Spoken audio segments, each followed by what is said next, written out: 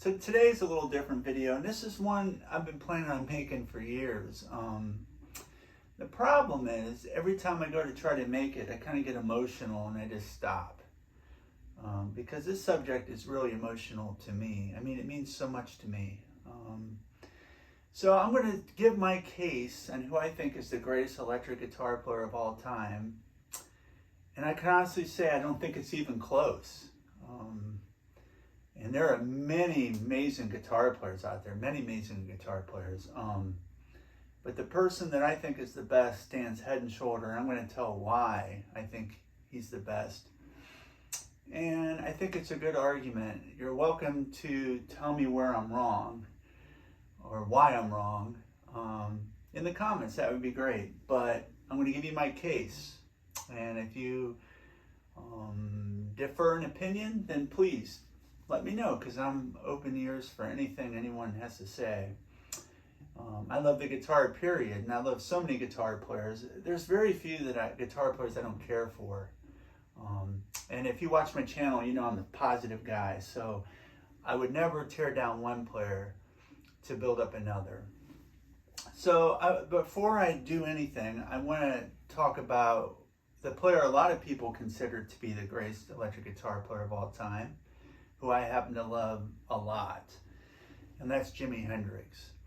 Jimi Hendrix is just, I mean, what can you say about Hendrix? He was just a force of nature. I mean, the guy was incredible.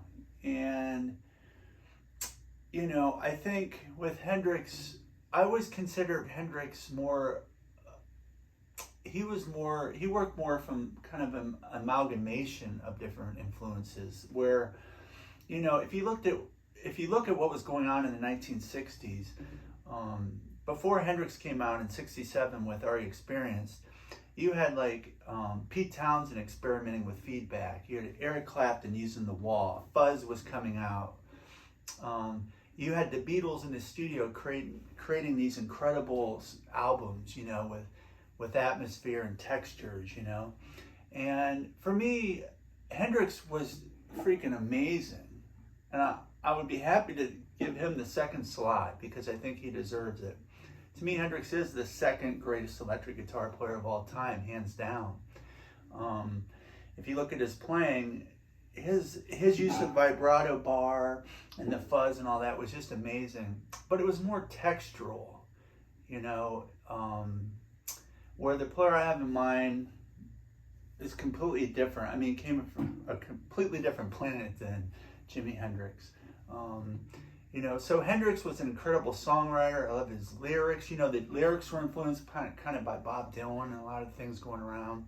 And then he took that incredible talent and just blended all these things together into this incredible music that was just out of this world and blew everyone away. You know, it blew Townsend and Clapton and Beck and Blackmore. They all just could not believe Hendrix when he came out. And I think part of the reason why Hendrix is considered the greatest, like if you look at polls, a lot of the polls have him up there, are two. One, Hendrix is freaking awesome. You know, the guy is amazing. And I love Jimi Hendrix playing. And the second reason is that people kind of romanticize the 1960s to an extent. They kind of look at music, if it's serious, you know, more serious. If it's minor key or more serious or whatever, it tends to have more weight. And coming from kind of the counterculture movement in the 1960s, you know, the critics love that stuff. So it's a part of it's romanticized with Hendrix, and part of it is very warranted because he was a brilliant player. But to me, the greatest player of all time was like a lightning bolt. He came out of nowhere. It was a completely different era than Hendrix. I mean, there wasn't anything in the zeitgeist at the time that would predicted this player. And when he came out, it was a shockwave to the entire world, to the entire music industry. And I remember it real clear. I was in my basement with my friends. We were just hanging out. And my brother came home and he puts his 8-track on and cranks it up, you know. And the first song, I remember thinking, I was playing guitar, you know, at this time. I just started playing guitar. I was into Kiss, and I was really into that stuff. And when he put it on, it sounded like a spaceship kind of landing, you know. and then the bass kicks in, and then this guitar tone come in, and it was so bright and rang so in tune, and the tone and everything. I remember thinking, just sonically, I'd never heard anything like that. It was a very wet mix. It sounded like they were live in the room, and it was incredible. But I liked the song, was blown away by the sound. And then when the second track came on, my life changed forever. As like a million guitar players, sat there in disbelief, like inspired and petrified at the same time. And that's when Eruption came on by Eddie Van Halen. And I remember hearing that. And the entire thing, people talk about the finger tapping part, but to me, that's awesome. Don't get me wrong, it's groundbreaking. But man, the stuff he plays before that is just amazing. Now I'm going to talk a little bit about, why Eddie Van Halen is the greatest guitar player. And when I'm done, I think maybe you'll see why I think that, and possibly you might even agree. The thing I'm worried about with Eddie is that he was such a special musician, and it's hard for me to talk about Van Halen because I get really emotional. I love so many guitar players. My top 10 guitar players has players like Eric Johnson, Yngwie Malmsteen. I really like Alan Holdsworth's playing. I love some of the Shrapnel guys. I love David G. Chastain and Vinnie Moore and all those. But I also love like Mike Stern and Bill Connors and Pat Metheny. I don't just listen to like rock players. I don't really think of music in terms of a genre when I'm listening. I listen to what moves me. So I've studied a lot. I think the greatest acoustic guitar player of all time by far is Julian Bream. So I'm coming at this kind of thinking more of a broad sense of musicality than coming at it comparing rock guitar player to rock guitar player. And I want to talk a little bit about what Eddie did. That Hendrix, as brilliant as he was, did not even come close to this. Eddie Van Halen changed the way the guitar was played. It wasn't just the finger tapping, it was everything. His rhythms, and I don't mean just the chord stuff, but just his rhythm was freaking incredible. And he avoided the downbeat a lot of the times. He just loved the upbeats, and that influenced me so much.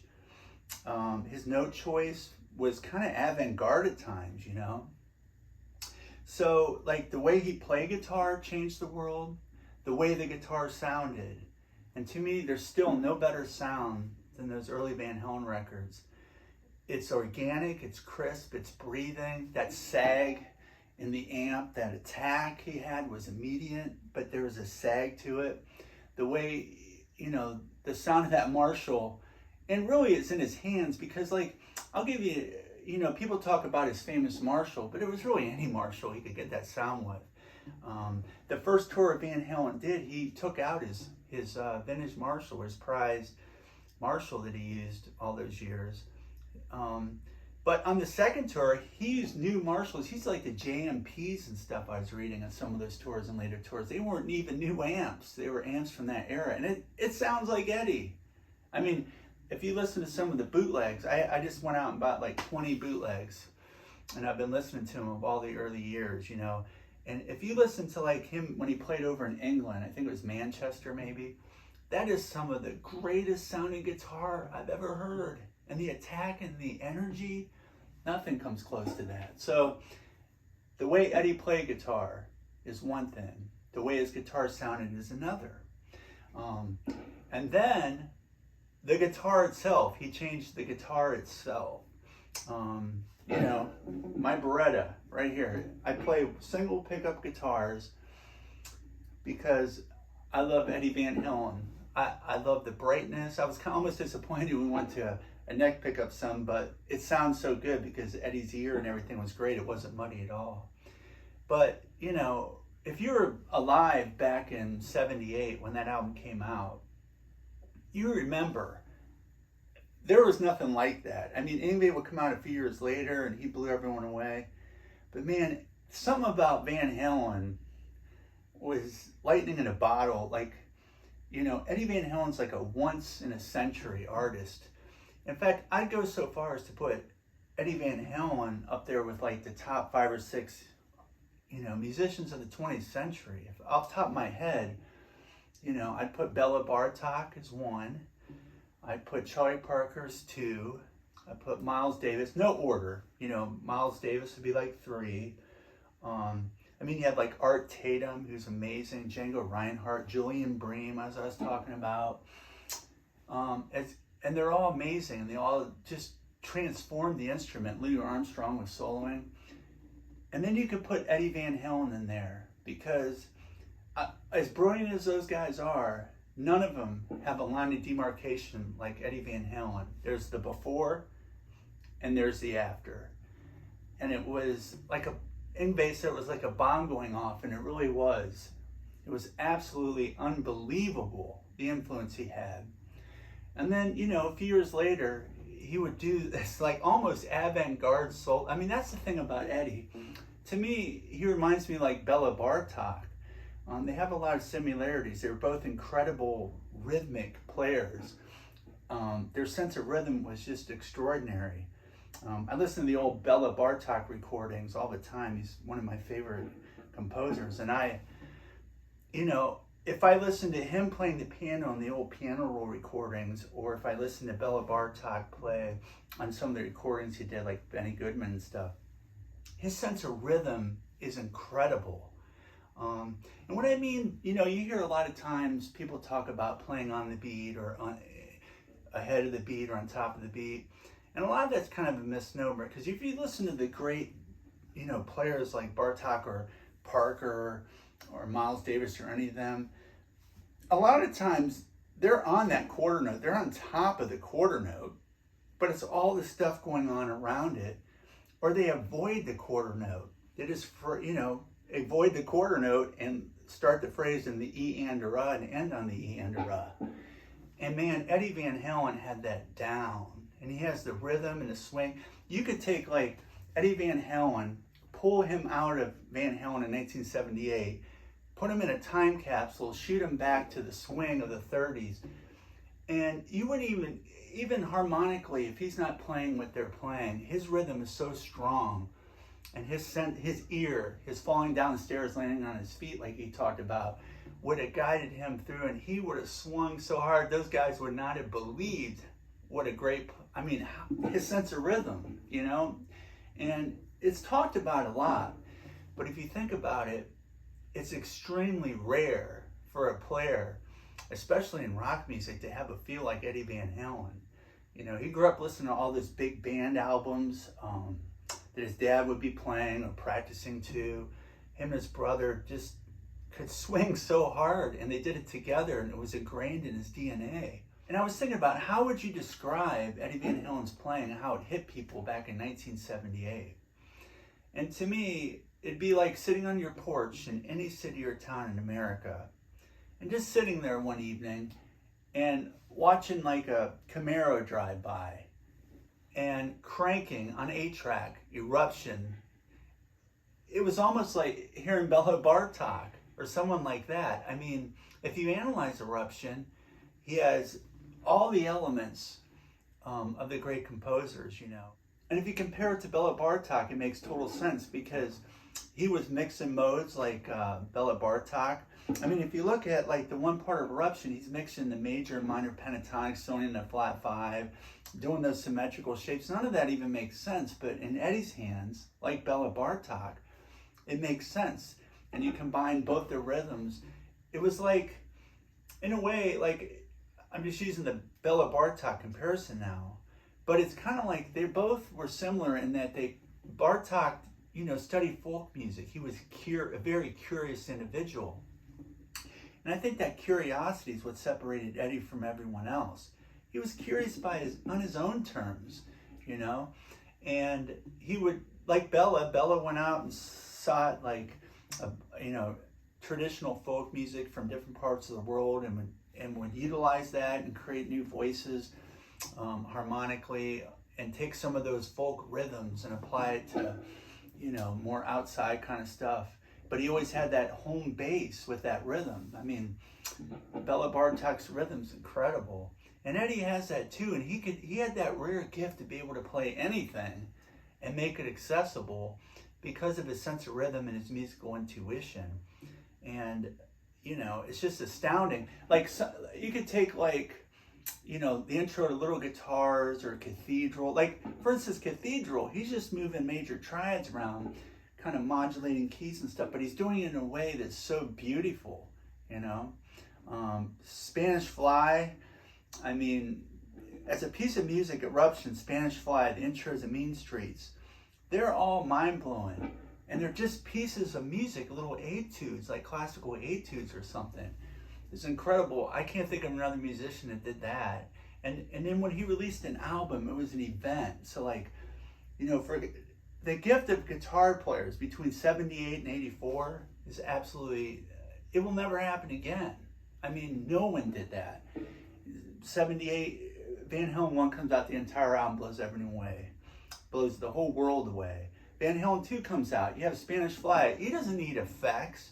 You know, when Van Halen 1 came out, guitar players were saying, oh, it's a studio trick, or he's got this special amp, or making all these excuses. No, he releases Spanish Fly a year later and shut up all the critics, because you put on Spanish Fly today, it's still mind-blowing. And the amazing guitar player John McLaughlin, one of the greatest ever also. I remember they were playing Spanish Fly for him in the listening room. It was like in Downbeat magazine or something. I remember buying it when it first came out, that article, and reading it, because I love jazz. I loved everything. I've always been, like I said, not into genres. I've been into music. And they played that for him, and he was blown away. He goes, could you play more? That guy's great. And they told him it was Eddie Van Halen. He said, what? Just absolutely incredible. You know, what guitar player has that run? None. Zero have that run. You know, just amazing. And then you couple that with the sound, then there became a whole industry based on Van Halen. The whole face of music changed. You know, you had the hair music come in, you know, so-called hair bands, which I think is kind of a dumb term, but, you know, they all kind of took that Van Halen template as a band and ran with it in the 80s. But you could put on anyone, even Warren DeMartini's freaking awesome. He's got a great sense of swing. But man, he doesn't swing like Eddie Van Halen. I mean, there's no I'm the one in Warren DeMartini's vocabulary. I mean, recording discography, not vocabulary. There's no I'm the one. You know, there's no, you know, Full Bug or anything like that, the fast swing stuff, Girl Gone Bad. I mean, I could go on. I mean, look at some of the solos on 1984. Top Jimmy, what is that? I mean, that's like avant-garde Top Jimmy, but it's so musical. Everyone, it's like that ability, and David Lee Roth was a very essential part of this. That Eddie could write whatever he wanted, and it was accessible because it was presented in a way that the masses loved, you know. And you just can't even compare. I'm just going all this off the top of my head because I'm very passionate about this. And then he plays with Michael Jackson, and like I said, that is like an avant-garde solo. I mean, if you just analyze the solo, beat it. We've heard it so much, I think we take Eddie for granted, to be honest with you. But when he played that solo, he broke down tons of barriers, and all of a sudden you had R&B and rock mixing and everything, and everyone realized you could do it. And just the solo itself, I mean, the long legato stretches, that phrasing, it's the pocket, that pocket he had was incredible. If you want to know how special Eddie Van Halen was, I spent the last 3 weeks reading everything I could about every musician that I admire and what they thought of Eddie Van Halen. And I'm going to tell you a few things here. Number one, did you know that Miles Davis, when Mike Stern and he joined the band, they had a rehearsal, and he stopped the rehearsal and made Mike Stern listen to Eddie Van Halen and said, I want you to play like this.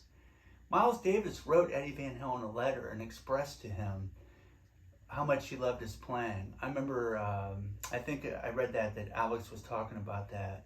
I mean, for an artist like Miles Davis to be blown away by Eddie Van Halen, he got it. He knew what Eddie was.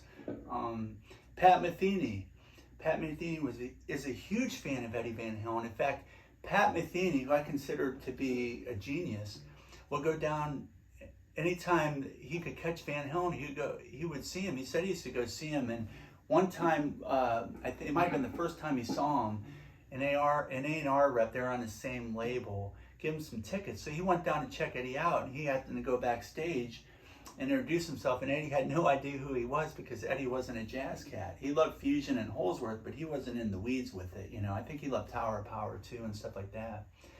And Pat Metheny said that 30 minutes of watching him warm up was extraordinary. He said that was like some of the most incredible music he ever heard. It was like, he said it was chromatic, it was hip.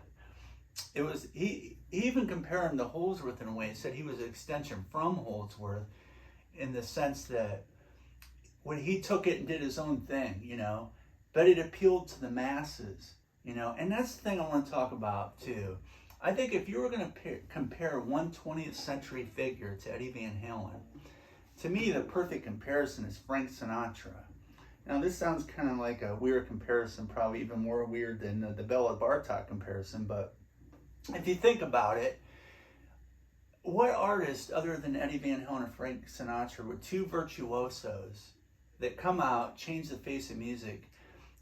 If you know anything about Sinatra, he totally transformed the whole scene. Before that, singers will go out and just sing in the band. They were part of the band. Sinatra became the band. He was the first guy that girls idolized, the first teeny bopper or whatever, that appealed to the masses. But he was a virtuoso. Sinatra's rhythm, his phrasing, his tone, his storytelling was out of this world and one of a kind, and he changed the face of music like Van Halen. But what they both had in common, and this is really important to remember and why I'm comparing the two, what they both had in common was virtuoso. They were on the upper echelon of musicianship, but they made music that appealed to the masses. And that does not happen. For every Alan Holdsworth who, you can make the argument that Alan Holdsworth is the greatest electric guitar player of all time, and I'll listen to that because I love Alan Holdsworth. But that's the music. Eddie was the guitar, the whole guitar. I mean, the sound, how it was played and everything to the masses. And the influence, you have to count the influence, the scale, the uniqueness, the time, everything. And Eddie was lightning in a bottle. So to me, the Sinatra comparison makes sense because they're both incredible musicians, but they are able to transcend it and become a cultural icon or phenomenon. And that's rare. Yngwie came out a couple years later, guitar players freaked out, but he didn't reach the masses. Eddie Van Halen was smiling on MTV. He was married to a celebrity wife. He was a boy with a guitar player with a boyish grin that just, when he played, it's like, look at me, I can do all this cool stuff. This is so much fun. Are you guys digging this too? I mean, it was just watching his face was a joy. Johnny Marr of the Smiths, he notoriously does not like heavy metal. He said that the Smiths all went to check out a concert with Van Halen. The band hated it. But he just said he was riveted with Eddie Van Halen. He said this guy came out smiling, playing this incredible stuff. And it was like the total opposite of Johnny Marr, he said. But man, he walked away thinking that guy's special, You just don't see that. You don't see it to this day. This is really passionate for me. I don't make a lot of Van Halen videos on my channel. And he's my favorite guitar player because it's really special. Eddie's really special to me, man. He's just like one of a kind. And I get kind of emotional talking about it, but so if you look at it, and you can Google and I Googled every musician from Herbie Hancock to classical musicians to everyone has nothing but praise for Van Halen. Because real musicians recognize that innovation and that sense of rhythm, and to be honest with you, to do something that no one ever did before is extremely rare. But to do it in a way that everyone can understand it. I mean, and some of his stuff's avant-garde, like I said. Some of that stuff's outside and everything. But man, Eddie had a way to make it feel good. The joy came out of everything he played. So this video is really important to me because I'm worried that his legacy is going to get tarnished, or I feel like it might be slightly. I feel like, you know, players talk about all these other players and they take Eddie for granted. But the thing is, man, Van Halen was super special. And his legacy, to me, is beyond what anyone else has done in terms of electric guitar playing. He was uniquely his own man. He wasn't listening to stuff and combining elements. He started out playing Clapton. He could play a mean Alvin Lee, I'm Going Home, at a very young age. I don't know how old he was, way back in the early 70s. He could play all that stuff. But then he just kept playing and things happened, and he, you know, his hands start doing different stuff. And I think he was jamming a lot with his brother.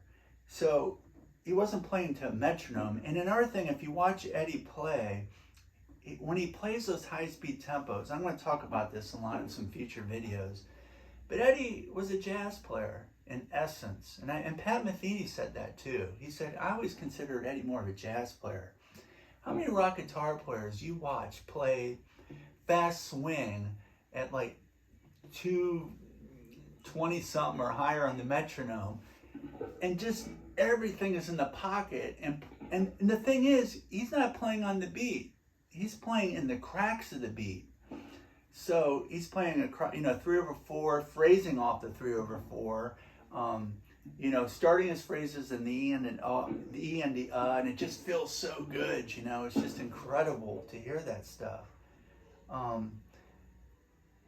So I just felt like I had to come on and talk about this a little bit, because, man, I've been watching a lot of stuff and watching a lot of YouTube videos and checking out young players, and, man, they can learn a valuable lesson. When you're playing those upspeed tempos like Van Halen, tap on 2 and 4 like a jazz guy would, man. I learned that in the 80s. Someone said, hey, you got to tap your foot. So I start watching my favorite players, and I got Live Without a Net, and I noticed he'd play these upbeat things, and Eddie would just be on the 2 and 4, and I thought, that's so weird, So I practiced it, and then I got to where I always tap my foot when I'm playing. My toe or my foot, usually I'm stomping it. If you see me live, that foot's going up and down, and I got that from Eddie Van Halen, and he's such a special player. I've been going back and watching some of the 2015, 2012, and 2007 shows. And, man, that last show, the Hollywood Bowl, that solo, he nailed that. He was playing great.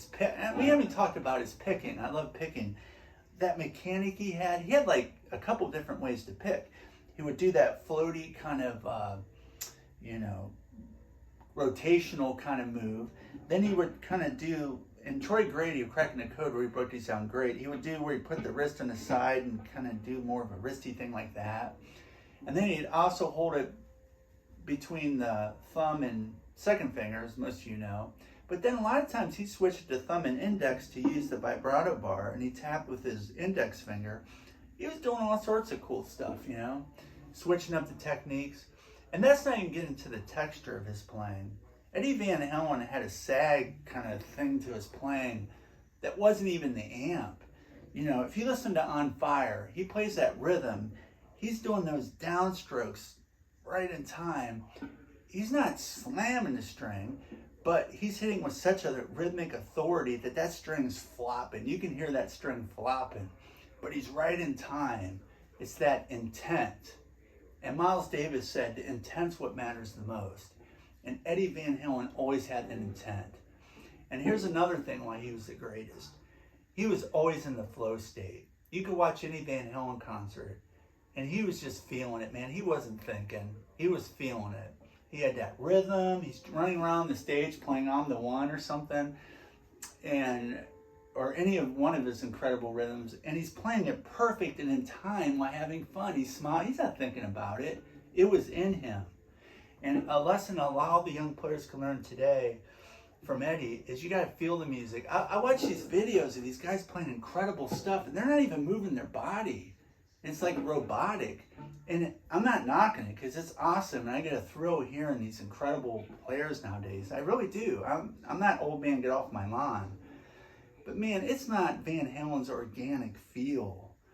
I mean, that's what the masses heard. The masses heard that feel, that inner joy coming out. They felt the joy that Eddie had. I don't get that a lot now, you know. When I listen to those old Van Halen albums, you know, his soloists told stories. They had space and structure, and they're improvised in that tone and his attack. He was really one of a kind. There's so much I want to say. I could go on for long periods of time. I don't want to do that, but you know, to me, Eddie had it all. And I'll just go back to what I talked about in the beginning. You know, he had the tone. He invented a new tone. He invented a new way to play guitar, and not just the tap in, the rhythm, the timing, the feeling, everything, the squeals, the harmonics, I mean, his whole approach was novel. No one heard it before he came out. And the way the guitar was put together, you know, the one pickup, the simplicity, the bar. Before Eddie came out, people were using the bar kind of as a texture. You know, Hendrix, he would do the bombs and stuff like that, or shimmer. You know, Eddie come out, he's doing rhythmic phrases. You know, he's bending it in time. It's all part of the rhythm, all in the cracks to the beat. Just incredible stuff, you know.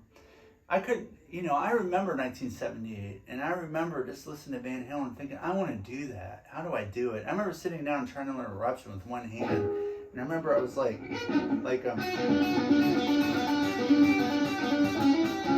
and I remember kind of barring and not playing it right to get the speed,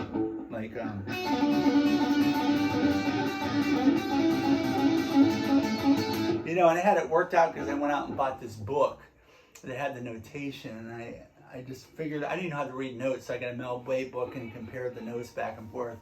I wanted to learn that sucker. And then a friend came over to my house sometime later and went like this. He goes, he does that. I'm like, what do you mean? That don't sound like it.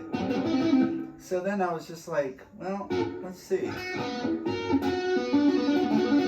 And I did it, and I was like, oh, that's incredible. And I remember doing it on the third string instead of the second string. You know, it was just amazing. And like I said, every album come out, there's this new thing. You had to stay home from school and try to figure out the Van Halen thing, which, you know, you get a little nugget and kind of do something with it, but to actually do the whole thing is incredible. So Eddie Van Halen, to me, is the greatest electric guitar player of all time, hands down.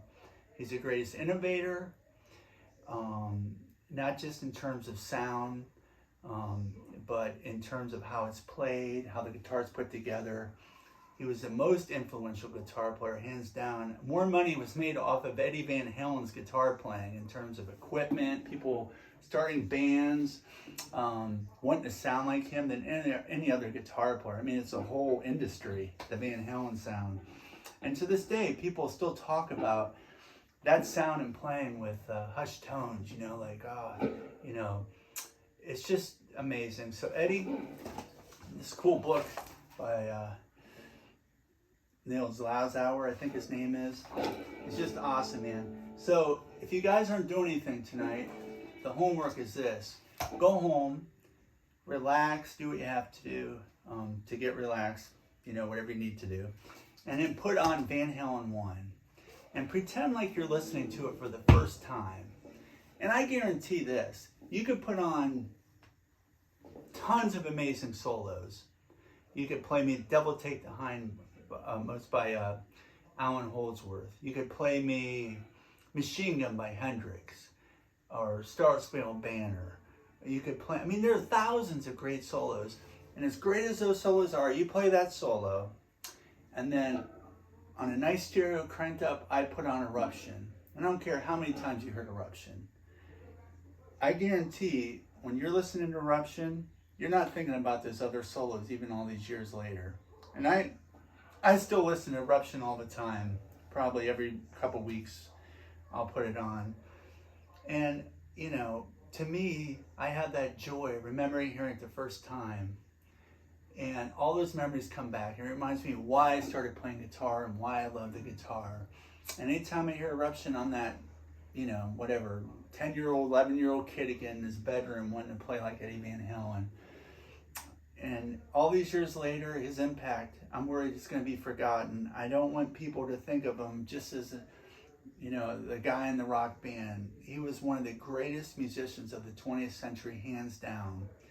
And if you go to, just sit down and analyze his music, and you go analyze some of the greats that I mentioned earlier, it stands with it.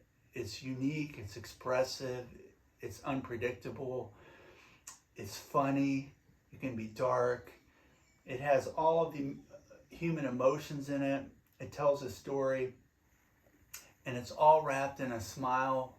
And I think the key to Eddie, I'll leave this, the essence to Eddie Van Halen, and why I compared him to Bela Bartok, because I think Bela was the same way, is they had a curiosity, kind of a boyish curiosity about things. That was from within. It wasn't from an outside source. It was completely singular to them. And that curiosity took him places and took the whole world places that had never been seen or heard before.